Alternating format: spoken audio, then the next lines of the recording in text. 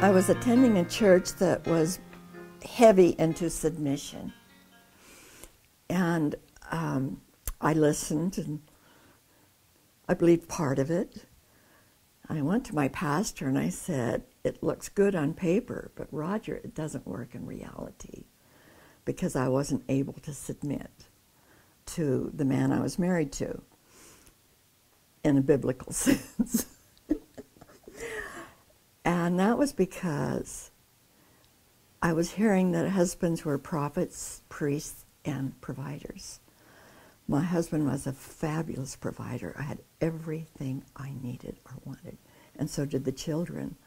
But we lacked in any kind of spiritual headship or leadership.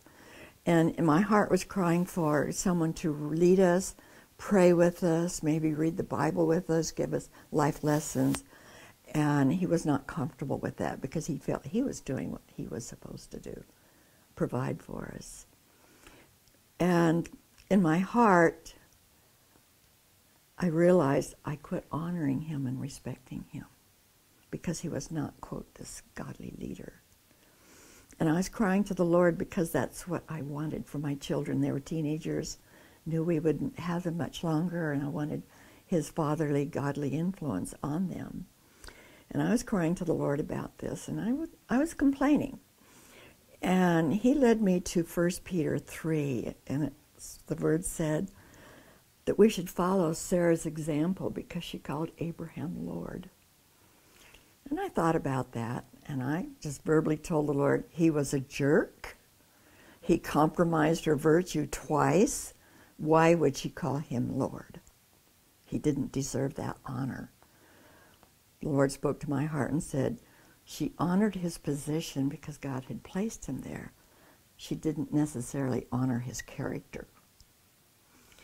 And that was a thing that was just a turning point for me because I realized I had not honored my husband, complained a lot.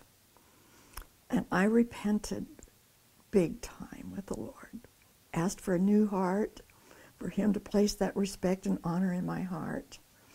About a month goes by, and Bob and I are having breakfast, and he said, the environment has changed here. No, I'm sorry, I have to go back.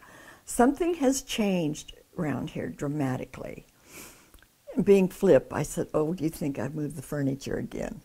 He said, no, the atmosphere has changed. He said, I feel like I'm no longer required to live by your standard and live up to your expectations. So I just started weeping, and I said, Bob, I have not honored you, and I have not respected you like you deserve, and I want to ask you forgiveness. And he got up and came around, and he knelt by me at the side of the chair, and he said, if you accept me where I am, I will become all that God wants me to be. And it totally, dramatically changed the dynamics of our marriage. And because of that experience, I decided to focus on what was right and good. I made a list of Bob's qualities, his giftings. I came up with 38 reasons why I loved Bob. And after I looked at the list, I was really surprised that not one of them had to do with material blessings or giftings that was so important to him. It was just who he was as a person. And if things got tense, I would just go read my list again. Get a refresher.